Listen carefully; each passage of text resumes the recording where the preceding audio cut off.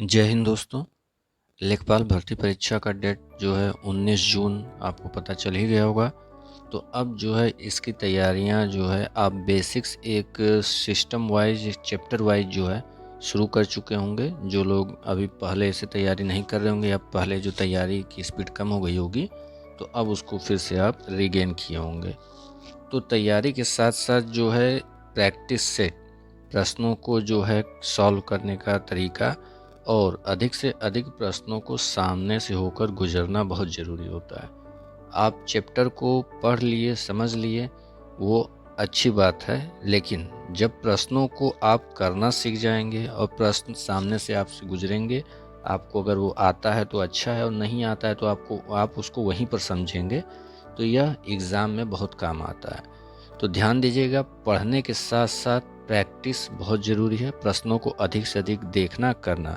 यदि आप पढ़े हैं, चैप्टर पूरी तरह कंप्लीट है, तैयारी है, उसके बावजूद जो है प्रश्न पर आपने उस चैप्टर से प्रश्न नहीं हल किए हैं, तब आपको एग्ज़ाम में दिक्कत आ सकती है। इसीलिए यहाँ पर जो है आपको एक बारी बारी एक एक पार्ट का जो है प्रश्नों का प्रैक्टिस सेट दिया जाएगा, कराते रहेंगे, ताकि आप रेगुलर रूटीन में रहें। और यह इसके जो प्रश्न रहेंगे वो जो है एग्ज़ाम में आए हुए प्रश्न और संभावित जो प्रश्न होंगे, जो अच्छे प्रश्न हैं, उनको लेकर कराया जाएगा। तो आपको यहाँ पर आज जो है जीएस के प्रश्न को हम करा रहे हैं।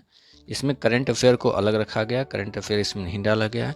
करंट अफेयर को अलग से उसका जो है प्रश्न कराया जाएगा। फिलहाल जो है जीएस के जो इम्पोर्टेंट पार्ट हैं उसको देख लेते हैं, कुछ प्रश्नों को देखते हैं। और अभी प्रश्नों की संख्या कम रखी गई है।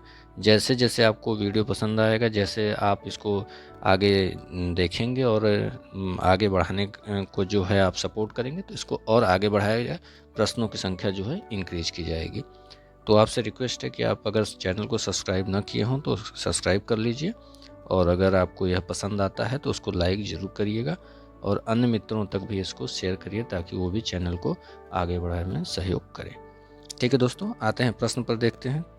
जीएस का यह प्रश्न जो है, पहला प्रश्न आपके सामने है। निम्न में से कौन सी ग्रंथि अंतःस्रावी एवं बहिस्रावी दोनों ही प्रकार की ग्रंथि है?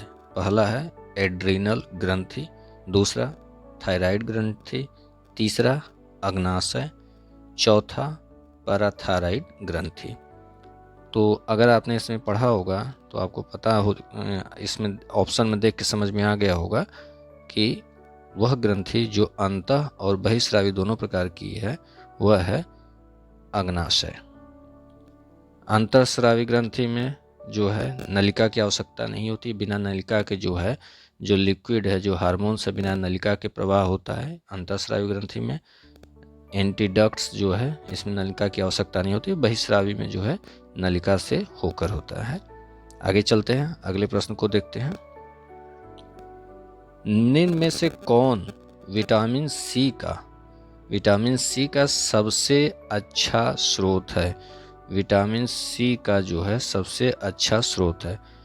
तो ऑप्शन है संतरा, दूसरा सेब, तीसरा है गाजर और चौथा है आंवला।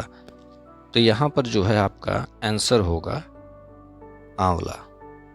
संतरा भी है, लेकिन जो है इसमें लिखा गया है सबसे अच्छा। सबसे अच्छा जो आप कहेंगे वो आंवला है। सबसे अच्छा जो स्रोत है विटामिन सी का वो आंवला है। नेक्स्ट क्वेश्चन चलते हैं। साइलेंट वैली किस राज्य में है? ऑप्शन एक कर्नाटक, दूसरा उत्तराखंड, तीसरा ऑप्शन है केरल, चौथा ऑप्शन है उत्तर प्रदेश। तो यहाँ पर जो साइलेंट वैली है, इसी को हिंदी में जो कहेंगे वो होगा शांत घाटी। तो शांत घाटी या साइलेंट वैली जो है कहाँ पर है या किस राज्य में है? तो वो है ऑप्शन सी केरल। एक और वैली है जो फूलों की घाटी जिसको कहते हैं फ्लावर्स वैली, वो है उत्तराखंड में। याद रखिएगा, ऑप्शन में यहाँ पर उत्तराखंड में दिया हुआ है।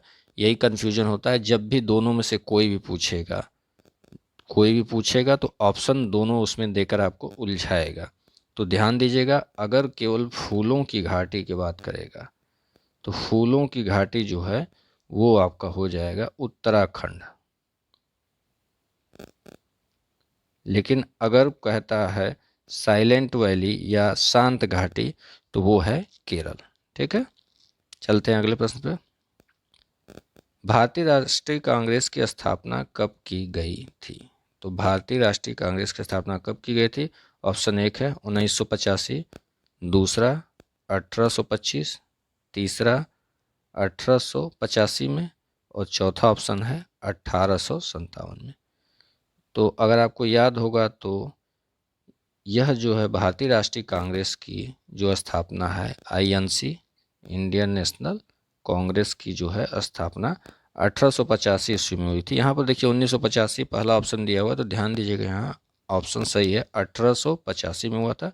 पहले इसका नाम था इंडियन नेशनल यूनियन जो है, फिर दादा भाई नौरोजी के सुझाव पर इसका नाम जो है बदलकर आईएनसी कर दिया गया।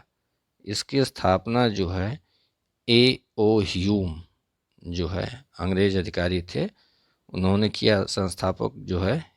और पहली जो सभा हुई थी, जो पहला इसका जो है सभा हुई थी, उसके अध्यक्ष थे व्योमेश चंद्र बनर्जी, और उसमें मात्र जो है 72 सदस्य सम्मिलित हुए थे। जो पहला अधिवेशन था उसमें केवल 72 सदस्य थे, और पहले अध्यक्ष जो थे व्योमेश चंद्र बनर्जी। आगे चलते हैं। यह पांचवा प्रश्न है, संसार का सबसे बड़ा मरुस्थल है। तो संसार का जो है सबसे बड़ा मरुस्थल, ऑप्शन है थार, दूसरा ऑप्शन है कालाहारी, तीसरा ऑप्शन है सहारा, और चौथा ऑप्शन है गोबी। तो संसार का सबसे बड़ा मरुस्थल जो है वो है सहारा मरुस्थल।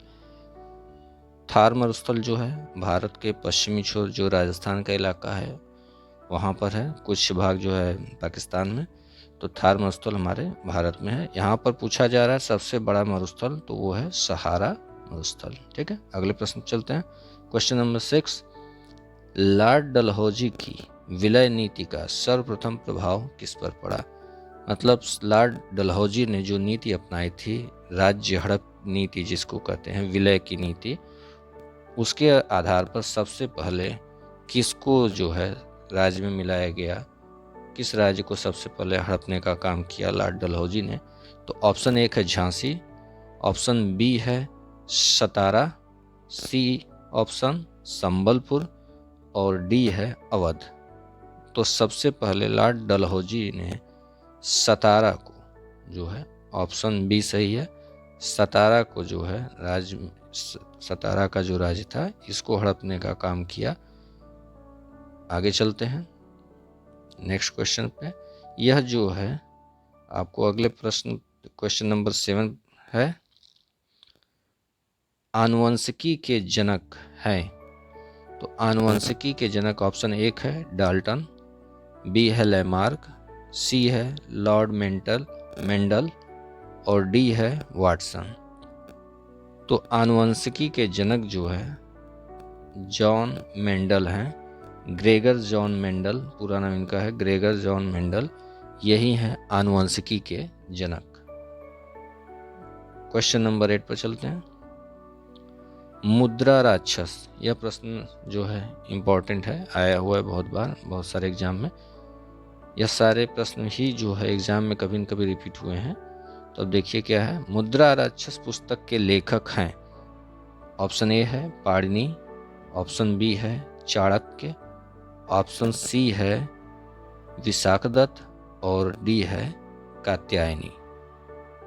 तो मुद्रा राक्षस जो पुस्तक है इसके लेखक हैं विशाखदत्त, याद रखिएगा विशाखदत्त, मुद्रा राक्षस विशाखदत्त। आगे चलते हैं। निम्न में से कौन सा कंप्यूटर का हार्डवेयर नहीं है? चूंकि इसमें कंप्यूटर से भी प्रश्न आना है। जब आप सिलेबस देखेंगे जीएस के पार्ट में सबसे लास्ट जो टॉपिक लिखा गया है वो कंप्यूटर का है, तो कंप्यूटर से एक दो प्रश्न जरूर रहेंगे, इसलिए कंप्यूटर के भी हम प्रश्न देखते चलेंगे।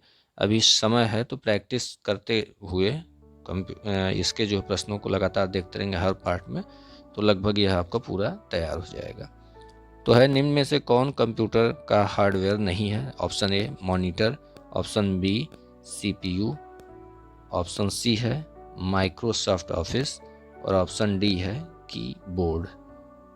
तो हार्डवेयर नहीं है, तो मॉनिटर जो है हार्डवेयर है, सीपीयू भी हार्डवेयर है और कीबोर्ड भी हार्डवेयर है। तो माइक्रोसॉफ्ट ऑफिस जो है यही जो है सॉफ्टवेयर है, ये हार्डवेयर का पार्ट नहीं है। ठीक है, जो कंप्यूटर का सॉलिड पार्ट होता है, जो फिजिकल पार्ट है जिसको फिजिकली यूज किया जाता है, वो सब जो है जो हार्डवेयर में आता है। जो फिजिकली यूज़ नहीं किया जा सकता वो सब जो है सॉफ्टवेयर में आता है। ऐसे माउस है, ये भी हार्डवेयर में आ जाता है क्योंकि उसको फिजिकली यूज करते हैं हम टच करके। तो यह सब हार्डवेयर के पार्ट होते हैं और यह जो माइक्रोसॉफ्ट ऑफिस है यह जो है आपका सॉफ्टवेयर होगा।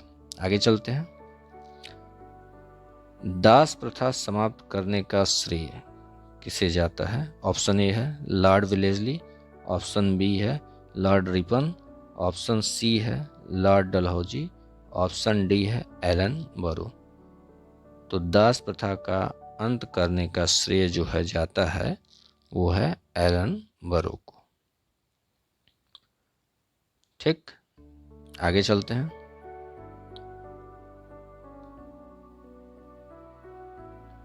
पंपास घास का मैदान स्थित है, यह क्वेश्चन है।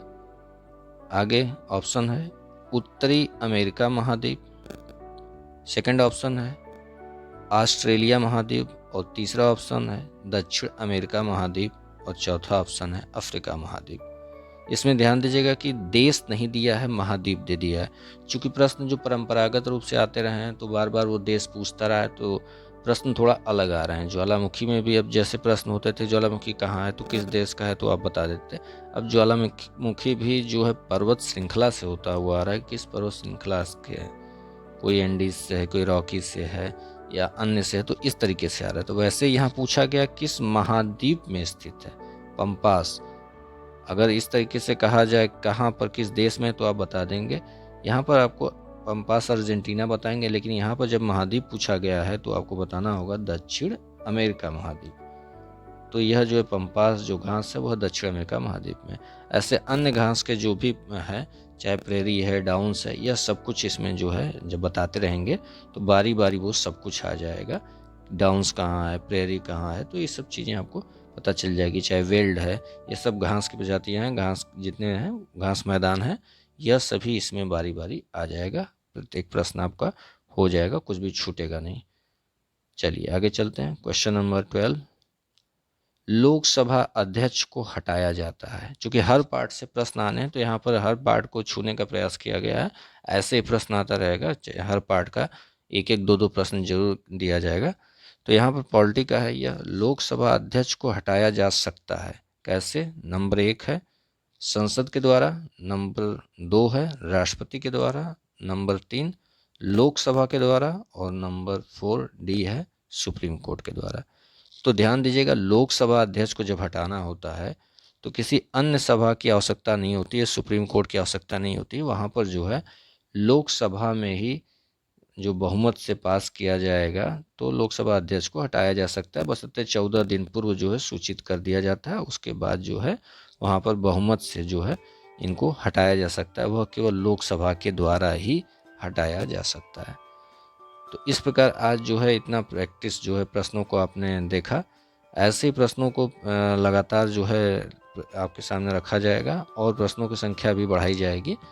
बस आप जो है वीडियो को अगर पसंद कर रहे हैं तो लाइक कर दीजिएगा, ताकि हमें पता चलता रहे कि आपको पसंद आ रहा है, तो आगे इसको बढ़ाएंगे।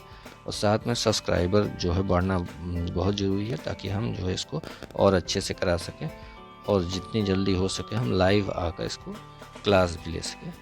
ठीक है दोस्तों, आज के लिए फ़िलहाल इतना है। नेक्स्ट वीडियो जो है नेक्स्ट प्रैक्टिस से जो है आपको जल्द ही मिलेगा। अभी के लिए इतना है, धन्यवाद।